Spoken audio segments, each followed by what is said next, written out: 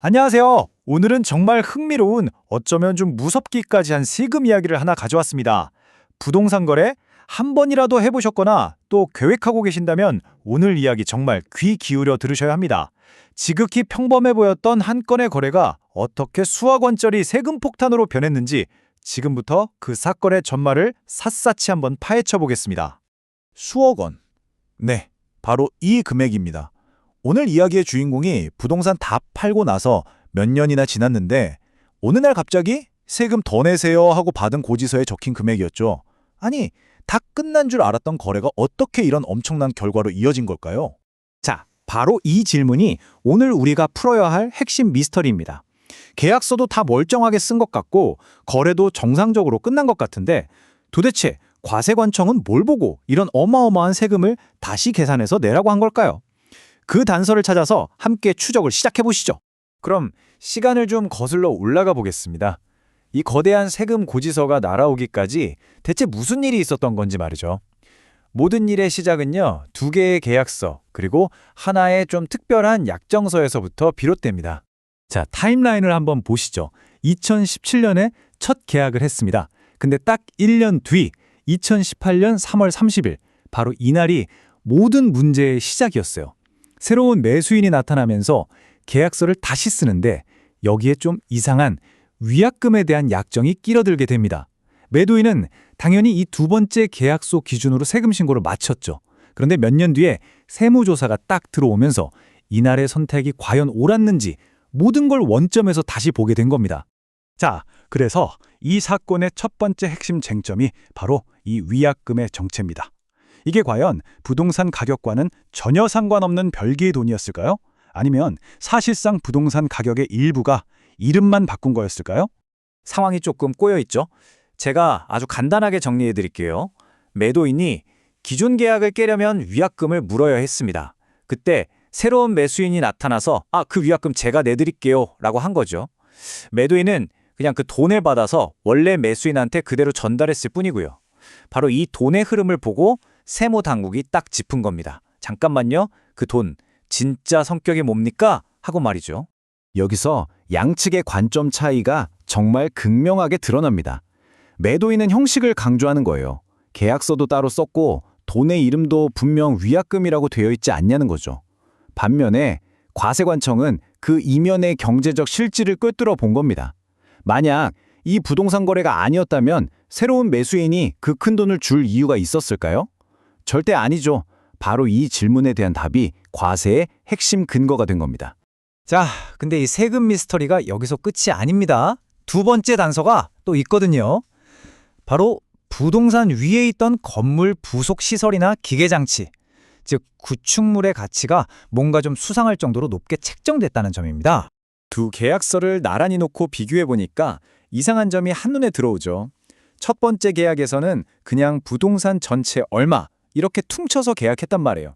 그런데 두 번째 계약에서는 갑자기 부동산 가격은 뚝 떨어지고 뜬금없이 구축물 및 기계장치라는 항목이 수억 원으로 툭 튀어나옵니다. 전체 총액은 비슷한데 말이죠. 이게 과연 뭘 의미하는 걸까요? 바로 이겁니다. 과세관청이 던진 두 번째 핵심 질문이죠. 대체 왜 이런 일을 했을까요? 아마도 세금 때문일 가능성이 아주 높습니다. 부동산 양도소득세율이 높으니까 실제 부동산 가격은 낮추 신고하고 대신 세금 부담이 좀 다른 구축물 같은 자산의 가격을 확 부풀려서 전체 세금을 줄이려고 했던 건 아닐까 하는 합리적인 의심이 드는 대목이죠. 이 그래프가 모든 걸 말해줍니다. 회계장부상으로 이 구축물들의 가치는 고작 수천만 원에 불과했어요. 그런데 매매계약서에는 이걸 무려 수억 원이라고 적어낸 겁니다. 수십 배나 뻥튀기 된 가격이죠. 과세관청이 보기에 이걸 합리적인 가격 책정이라고 볼 리가 없었습니다. 매도인은 계속해서 이건 부동산이랑은 다른 별개의 거래였다고 주장했지만 과세관청은 설득되지 않았습니다. 장부상 가치와의 엄청난 괴리, 그리고 이 큰 돈을 사업소득으로 정식 신고하지도 않았다는 점이 결정적인 증거가 된 거죠. 결국 이 돈 역시 부동산 가격의 일부를 이름만 바꾼 것으로 봐야 한다는 결론에 이르게 됩니다. 자, 이제 이야기의 클라이맥스입니다. 위약금 문제와 부풀려진 구축물 가액, 이 두 가지 큰 쟁점에 대해서 조세 심판원은 과연 어떤 결정을 내렸을까요? 그리고 그 결정의 바탕이 된 핵심 원칙은 무엇이었을까요? 결과는 단호했습니다.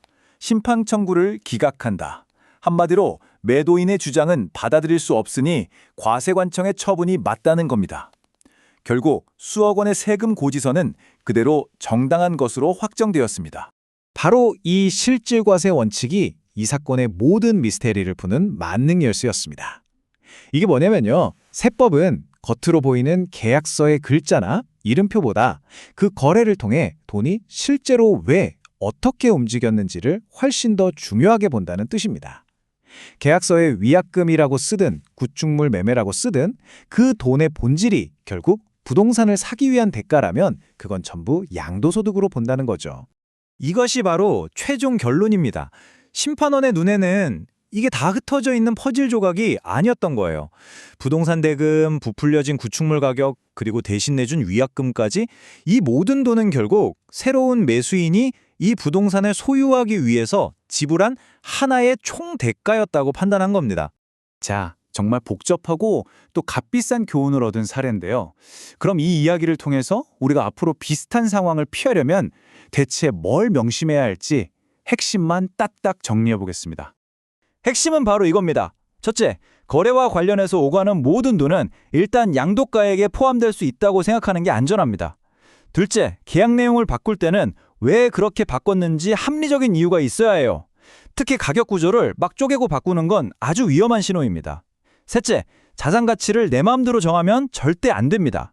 객관적인 근거가 있어야 하죠. 그리고 마지막으로 가장 중요한 것, 계약서에 아무리 창의적으로 이름을 붙여도 세무당국은 항상 그 뒤에 숨은 진짜 이야기를 본다는 사실 절대 잊으시면 안 됩니다. 오늘 분석해본 사례는 부동산 거래에서 형식보다는 실질이 얼마나 중요한지를 정말 뼈아프게 보여줍니다. 물론 모든 세금 사건은 개별 상황에 따라 판단이 얼마든지 달라질 수 있습니다. 그렇기 때문에 중요한 거래를 앞두고 계시다면 반드시 사전에 세무 전문가와 충분히 상담부터 하시길 바랍니다. 이처럼 복잡한 세금의 세계를 명쾌하게 이해하는 데 오늘 내용이 도움이 되셨다면 구독과 좋아요로 더 많은 유익한 분석을 응원해 주세요. 감사합니다.